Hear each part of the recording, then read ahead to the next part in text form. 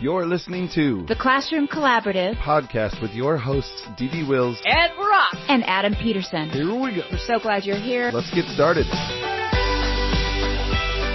Hello, everyone. Welcome back to the Classroom Collaborative podcast. I am Adam Peterson. Hi, I'm Dee Dee Wills. And we are, what is this, the second relaunch of the second season? Yeah, we really mean it this time. We really mean it. It has been a minute. Well, you've been back in classrooms. I restarted with students. My family went back to school. It was I feel like August didn't happen. Like it just came along. Yes. Yeah, I was traveling, working with a couple of different districts. I've been to three different, I don't want to call them gigs because that sounds, but like three different events, that have been, multiple days. So, I loved it. But all of a sudden August just zipped by and September is, halfway over. Yeah, halfway done. It's crazy. Right. No, I was the same. I was in my classroom starting again, but then visited a school out in Pennsylvania. It was so nice to be on the road again and see teachers face to face. And yes, I got to do some virtual PD with the school in Canada again. And I want to go. Like they were hoping we could make it work, but we just didn't make it work with COVID. But yeah, it's halfway through September and here we are. Second episode third episode of what we were going to start in July. I look at you and I'm like, you look familiar. Like I think I know you. Your voice is familiar. But I am super glad. I was really excited we got this on the books. And then, those of you who are listening, we have a couple more on the book. So we will be a little bit more consistent, so that we can, reconnect with you all. We're real excited about that. Yeah, and we're going to try to hit a bunch of topics that I know Dee Dee gets questions about in the Facebook group or emails. Yeah. A lot of you are reaching out, which thank you. If you're listening to the podcast and you're saying, hey, let's talk about this, or we'd like to hear an episode of this, that means more than you know to us because it gives us something to build on. So I know one of the questions you constantly get asked is about mastery and what that looks like or how that should look or what it should be for different grade levels. So do you want to kind of start and kind of talk about where those questions came from or maybe why people are asking? Right. So several weeks ago, I got a phone call. No, I didn't get a phone call. I got an email. Yeah. Out of the blue. I got Dee Dee's number is one. No. Right. No, I got an email and the question was, she was having a discussion with her team about assessments and what does it mean? What does mastery mean? But essentially, here was the question. When assessing a student on letter sounds, the way that I have always done it is I have shown them the letter and then I ask the student, what sound does this letter make? And the student has to provide one sound or two sounds if they make multiple sounds, right? Like the S makes two sounds, the A's make multiple sounds, but whatever I'm looking for. So, if it's a B, they should say B. If it's a T, they should say T. And if they don't know, I may say, well, that's a letter T and it makes this sound. Or I may say, this is the letter T. And then if they produce the sound, it's information from me. But if they don't, essentially, if I say, what sound does this letter, let's make this really confusing. I'm making it really confusing. What sound does this letter make? If they don't produce that sound, that's the only prompt I give them. If they don't produce the sound, then the answer is no, they don't know the sound, right? Mm-hmm. Then I give them more, I can give them more information, and see if they know, but it doesn't change the answer. They don't know the sound, right? Right. And so that's how I've always done it. They have to be able to produce the sound. Cause the assessment is knowing the sound associated with the letter. Right. And when we give the student the letter, it's a scaffold, it's support, but it doesn't mean that they've mastered that skill. Well, I was very surprised. I was surprised it was a question, first of all, how is this even a question?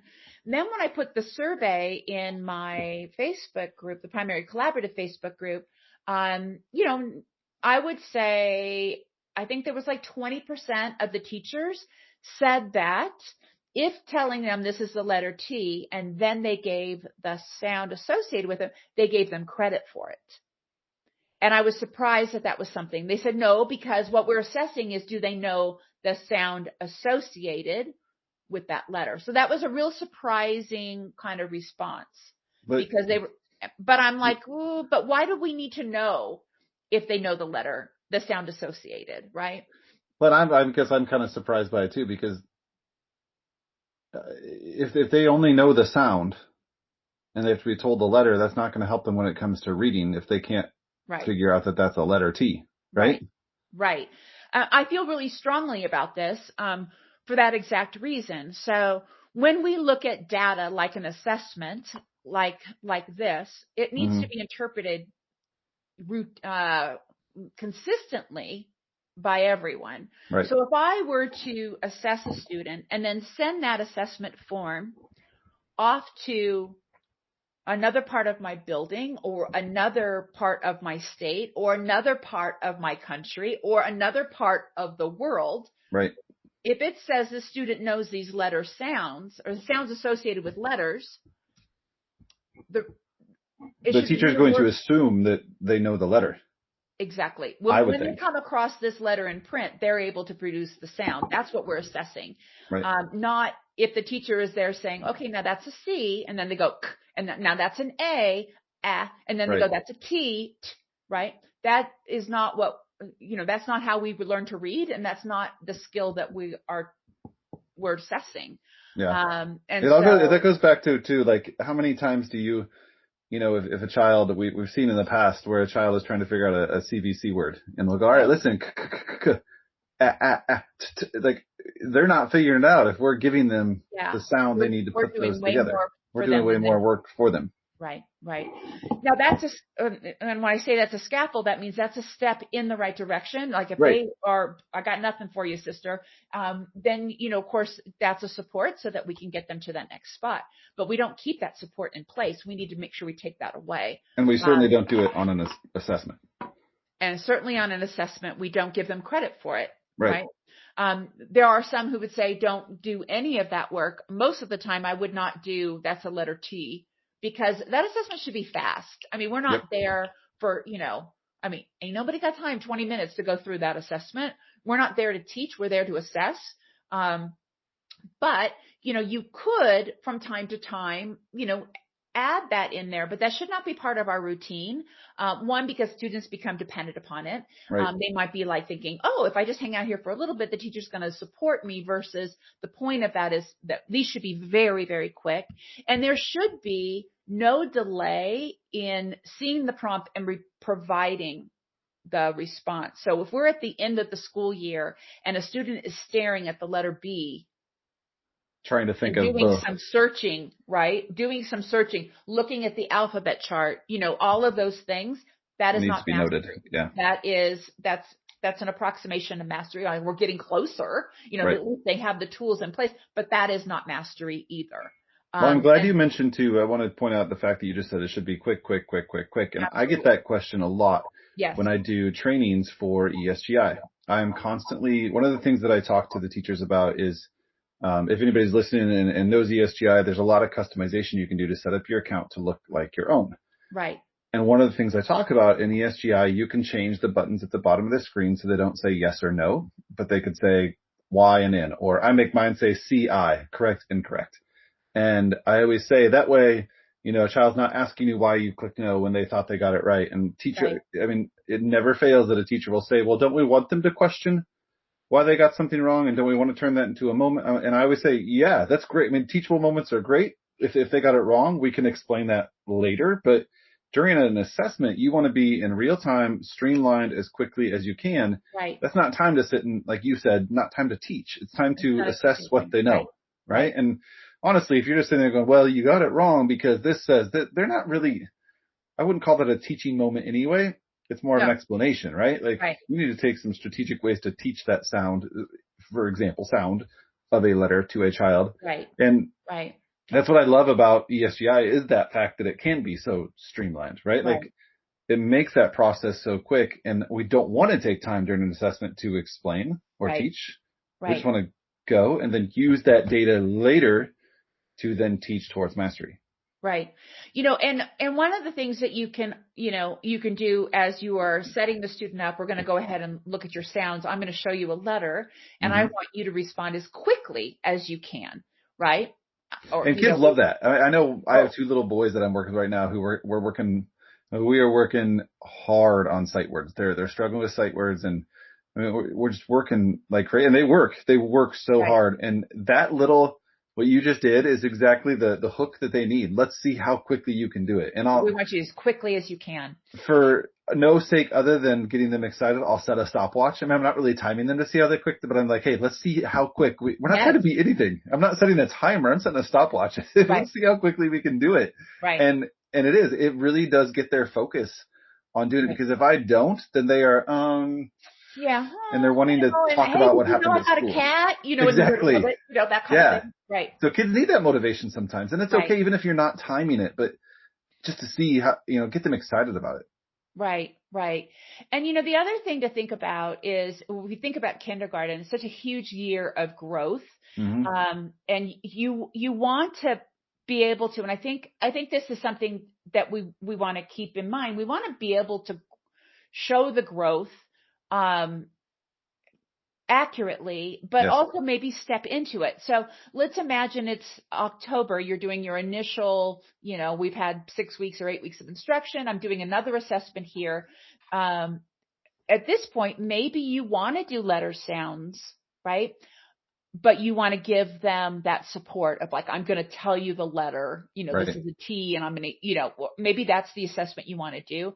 Rename that assessment. It's so easy to do in ESGI. You just copy it, rename it, and just say letter name given, right, for this assessment. And then maybe in January, when you're doing your mid-year big assessment, you remove that prompt, and then you say it counts if they can give me the answer within 10 seconds, right? Right. And then the final one should be answered within, 2 seconds. They see it. If you think about it, it's a long time. If they see it, 1 alligator, 2 alligator, that's actually even too long, right? 2 seconds is too long. It should be immediate. I love what you just said too about taking those baby steps into it, but we need to remember that those steps need to be there. And case in point, I worked with a teacher one time who, this is before I even used ESGI probably. These were like our end of topic or end of chapter math tests in kindergarten, right? Like, does the child know this topic? And I remember constantly getting into arguments, if that's the word we want to use. It wasn't really heated. It was just a disagreement. Yes. About the fact that this other teacher would think that, we're only, I don't really focus on those tests because we're just introducing this. So like she would just move on. I mean, she would get through our math series in no time because we had to. Like our scope and sequence tells us I have to teach this, regardless of how this. And I always argued, this isn't just introduction. Like we're setting the stage for what's happening next. So is every child going to master every single skill in kindergarten? Probably not, right? Yeah. Like they're all learning at different paths, but that's why we go back and we review. We don't just push through to get through a curriculum, right? Like get that. We're going to need you to get that to do this, but you didn't get that. We're just moving on, right? Right. Yeah. And I had that argument, and the word mastery always came up. Well, this isn't about mastery. This is about introduction. I'm like, true, we are introduced into a lot of new things, but we're also here to make sure they're learning those new things. Right. That some things are about mastery in the kindergarten years and the first grade years. Right. That's how we get to students who are in the 4th grade and don't know their math facts, right? Exactly. It's because got pushed through. We just got to keep pushing through. So we need to call it what it is. We're not doing anybody any favors by sugarcoating it. Mm-hmm. And if you think about a parent who is getting either a report card or an ESGI printout, a parent report showing that their student knows all of their letters and sounds or numbers or shapes or whatever it is. And then they go into 1st grade and they're falling behind because they can't produce the sounds. Right. We're not doing anybody any favors by calling it something that it's not. We need to be very accurate and consistent. I mean, I know that if I were to go get a blood test on my cholesterol and my blood test came back as I had high cholesterol and my doctor said, well, you know what to do. You're not doing it, but you know what to do. So I'm going to say that your cholesterol was normal. I mean, was okay. Right? I mean, that doesn't do anybody any good. Well, it's not doing that child any favors when they get to 1st grade then, and the 1st grade teacher, or the teacher any favors, because now the teacher has this inconsistent data. They're saying, well, their data came to 1st grade looking like this, but Right. I wow, mean, how bad was that summer learning loss, right? right. Like, Right. Right. I mean, if you're looking at the assessments and it's showing in December that they had all of their letters and sounds and they didn't, mhm. cause you think, well, maybe at the end of the year they could lose a few, but from December to the end of the year and then they lost a whole bunch. We need to stop, coddling test Yes. results, because that's the only way we can see A, what's working, and B, what's not working, is if we are consistent, and we are all talking the same language. If somebody gave an example of, if I'm doing an algebraic assessment, let's say I'm doing something that had multiple step algebraic response, Right. they had to go through these different, I don't even know how to talk about it intelligently. I would know. I don't remember I'll nod my head and smile. I know. I'm like, if they got the wrong answer for X, and the issue was they made a mistake in the math facts, but they followed the steps correctly. There was a teacher, if there was a multiplication issue or a subtraction or whatever issue that caused X to be wrong, and the teacher said, I still gave them credit for that because they followed the steps correctly, because I'm assessing, do they know the algebraic? Mm-hmm. And I guess part of me is, because that's where the skill gets bigger, right? That's where we take that small, do they know their numbers? Can they add? Can they subtract? Can they multiply? And then we go down the road. If they're still getting the wrong answer because they have a failure earlier in their ability to add, subtract, multiple, divide, and we've been saying they have mastery of add, subtract, multiple, divide, it does become an issue that shows up later. The end result is, if I'm building a bridge and I made an algebraic mistake and that bridge does not last, we have a bridge that's fallen down. So the correct answer is important. I think that there needs to be, if you want to give credit because they were able to follow the steps, but they failed here, we don't want to give them full credit, maybe give them half credit. Come up with something in your assessments, for kindergarten teachers who are teaching algebraic expressions, right? But give them a partial credit for that on a paper test, but really make sure that you highlight that this isn't mastery, because it all has to be correct. Mm-hmm. And also part of that process is not only do we get the right answer, but part of it is that we check that we got the right answer. So you do it in reverse. So I still am hesitant. I would say that they don't get credit at all, and say, no credit because you missed this part.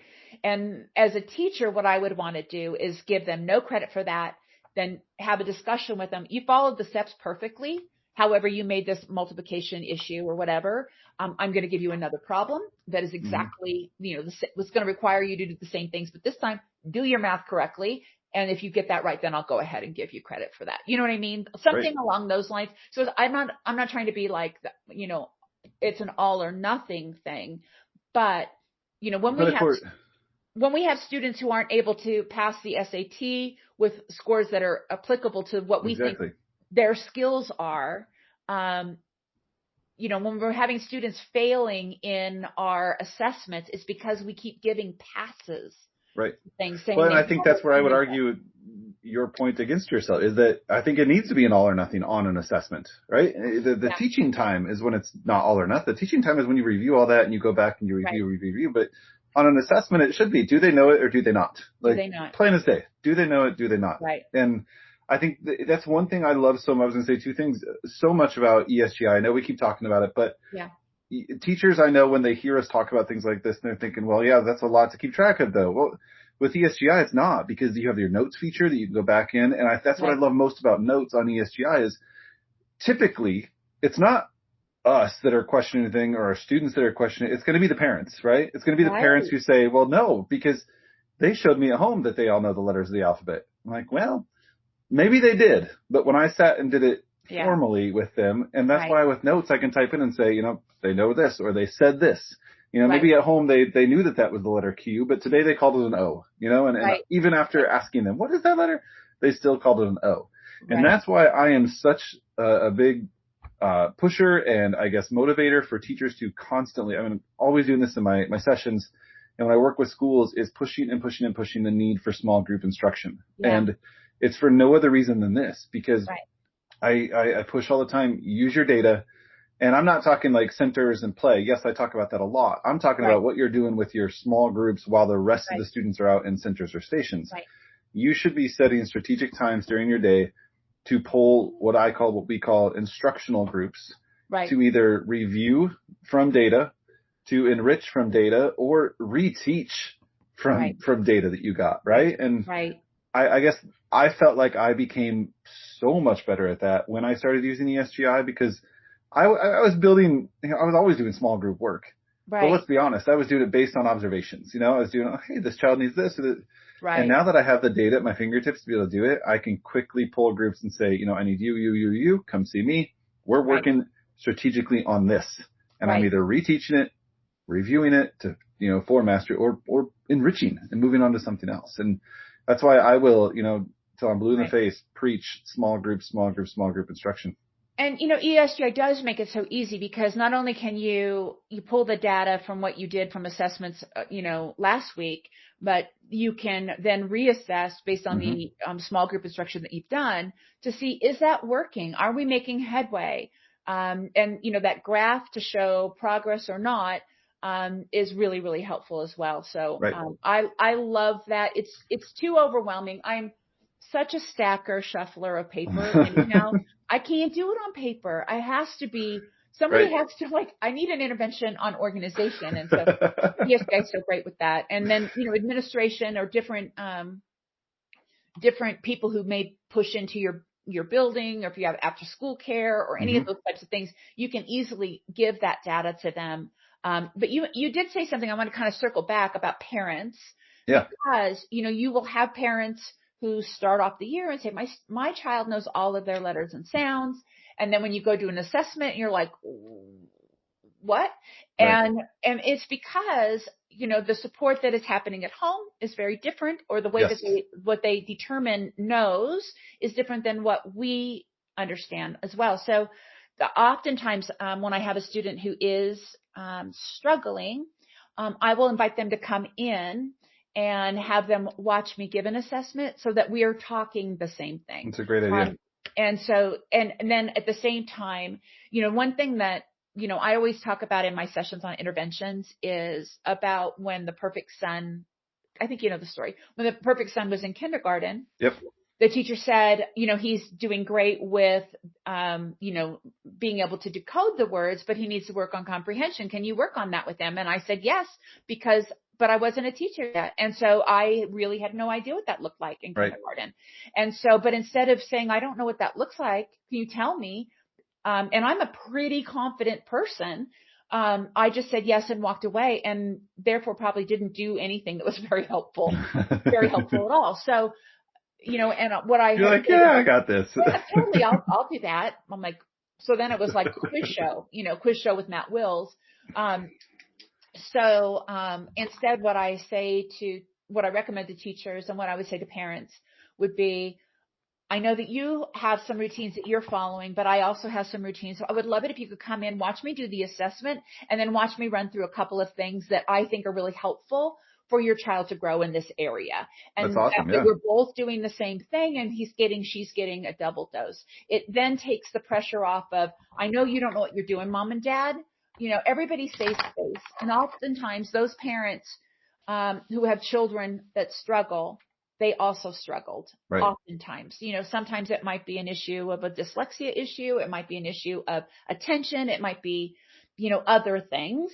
But as a parent, if I had a learning issue and somebody said, could you work on this with them? I would be okay. But I probably wouldn't be able to, I'm not equipped to maybe know what to do. I mean, teachers aren't oftentimes equipped to know what to do until they know the research and the science behind how the brain learns. I love that idea. And I'm thinking right now, I'm going to play devil's advocate and say, the teachers are going to say, well, I have so many students. I'm not inviting all those parents in to watch me do assessment. And I am such, again, something I talk to teachers about all the time is how to share your classroom with the families. Hmm. And if most schools, I think, are probably like G Suite schools. If you have a Gmail account, you also have a YouTube account. If you have Google, you have YouTube, and you can set private YouTube videos where you can post, create a class YouTube page. I know a lot of people have like class Facebook pages and social media Right. pages, but create a class YouTube channel and just either film yourself giving an assessment or just create a little video on your phone telling parents how you give that assessment, Right. if you're going to work with your child on the ABCs at home, here's what I'd like you to do as you talk to them, and just share with parents how you want them to teach. Cause you're exactly right, TD. There are a lot of parents that don't know how to teach Right. what we're teaching. And when Right. I was still in actually my last year in the kindergarten classroom, there was like a 2-week span where flu went rampant through my class. And I had like 6 or 7 kids gone for like 2 Mm. weeks. And I wasn't going to stop teaching, right? But so every day I would make a quick little, maybe 3-minute video on my phone saying, hey, here's what we did in foundations today. We covered the letters E, F, G. And here's Right. how I want you to teach those to your child. E says like E, ed, eh. And I would teach them how to do that with Right. their child at home. Here's what we covered in math. When you're doing this, please teach it this way. Because a lot of parents are looking for that and they just don't want to, maybe they're afraid to ask or don't want to look like they don't know what they're talking about. But it took me, I'm not kidding, maybe 5 minutes to create simple little videos where I would just put it on that private channel, record myself talking to my phone, put it up on a channel, and parents could catch it at home. And because YouTube makes it so easy, you can record straight in the YouTube app on your phone. There's a little camera. You click it, you Right. record it. You can edit it right there on your phone in the YouTube app. It's Perfect. so easy. And it doesn't have to Right. be a whole lesson. It can just be a quick, here's how I want you to do this at home. Here's how I want you to do this. Please Right. try this. Right. When you're assessing, you're not assessing, but when you're working on a child with the alphabet, Right. use these terms or say it this way. And I think parents would appreciate that so much because not every parent is going to be one that says, hey, I need help on doing this. We just know that Right. parents aren't always going Right. to ask for help. And if we can offer it without them asking, then I think Brilliant. not only are you building that relationship, but you're Yeah. you're only helping the kid. Right. And you can, if you're doing whole group instruction for that, you can position your camera so that Hmm. the students aren't on there. It could just be you. Right. Or if you're doing an assessment, you could position it, with the student so that the name of the student isn't shown. Right. And so there's ways to protect some privacy. And, as you were saying that, there are oftentimes those students who need extra help, they have parents who are struggling to just kind of Yes. manage their own life, let alone keep an appointment with you. Hmm. And so this is a great way to have that. Will every parent access it? No. Right. But you could have a bank of different types of lessons that you could show. Yep. Because who knows? We may have to shut down for a week or two. There's lots of different things. Schools are really fluid right now. Like Yeah. every day is like a whole new thing. I'm not telling anybody who's listening something new. They all know that, but Right. you have those types of lessons available to support. And in fact, you said that it's one of the things I'm going to be doing in the next couple of weeks is recording myself doing some lessons with students so that I can Perfect. share that with other teachers. So Yeah. I'm excited about that. But I think with the ability to be able to share with parents now, I mean, you have so many resources at your fingertips, either whether it's email, a text, Remind, Seesaw, whatever Mhm. it is. I mean, all of those YouTube links could be shared exactly as a link that way. Hey, parents, and Remind, I just put up a new link. Check it out. They can click on it, go straight to YouTube. And I mean, let's be honest. If a child has a device, which most kids, I don't want to get into politics of it, but Right. there's rarely a time where you don't see a kid on someone's phone, right? Like on a mom's phone. Maybe they don't have their own iPad, but Right. I'm going to guarantee, I would put money on the fact that 99% of those devices have the YouTube app loaded on them somewhere, right? Yeah. Like people are constantly have that at their fingertips, whether or not you're using it all the time, but it can be such a powerful tool to be so much more than just an email or a text, to have a video of you Yeah. telling them, here's a way to try it. And like you said, are they going to all access it? No. Most of the time it's probably the ones that need to access it, the ones that are not going to access it, but at least Right. you're giving them the opportunity, Right. Right. I don't know. love that. That's a great I, suggestion. it was one of those things that I came, mean, you're so smart.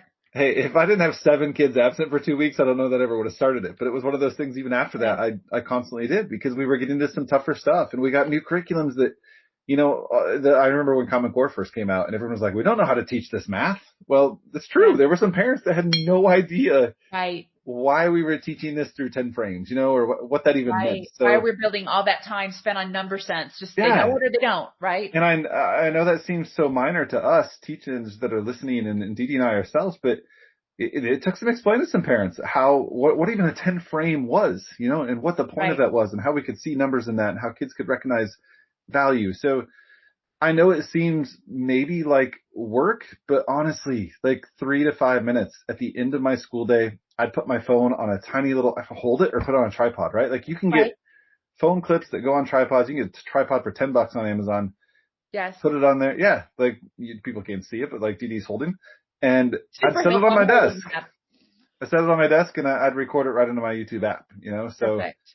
You're Mr. YouTube anyhow, Adam Peterson. You are. Oh my gosh, I haven't done anything on there for so long. I got some new videos I'm going to start recording today because I need to get back into the routine of doing it. They want to see you, man. They want to see you.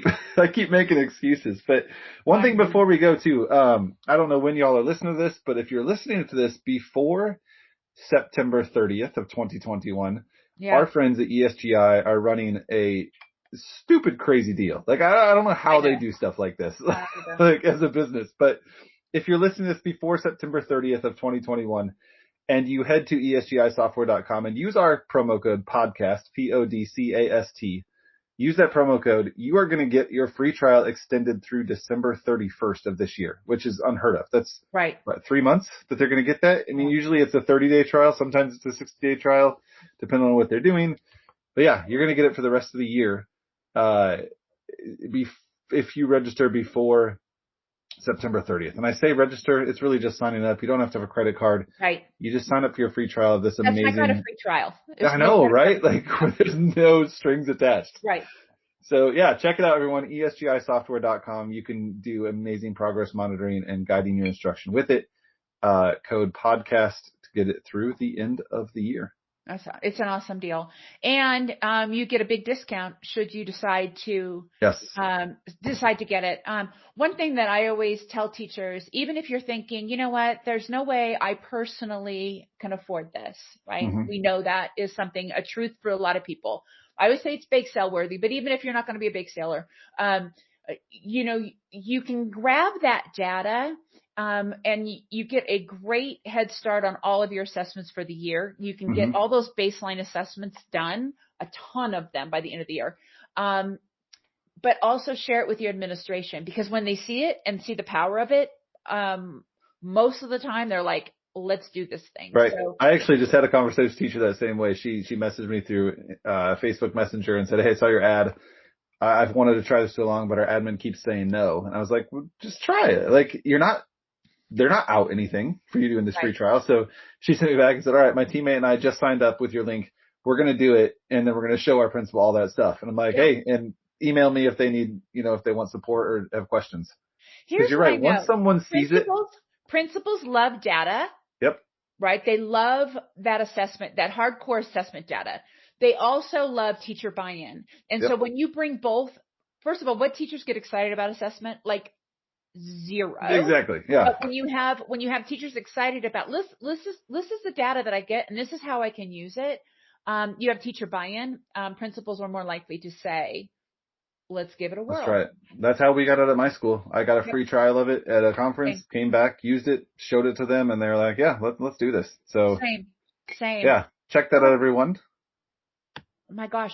I feel like this has been an amazing day because we got to talk about our favorite things. We got to see our favorite people. I get to see you. I'm assuming that I'm your favorite. I feel like this is the end of a Mr. Rogers episode. I know. And Mr. Green Jeans, no, that's Captain Kangaroo. Anyhow, we got our first official relaunch of our relaunch episode out there. So thanks everybody for joining us, and we'll see you all on the next roundabout, right? All right. Bye, everyone. Bye. Hey, thanks for listening to the Classroom Collaborative Podcast. If you are enjoying these episodes, please make sure that you subscribe wherever you are finding them. And share and rate it so others can find it as well. We'll see you guys on the next episode. Thanks for listening. Bye.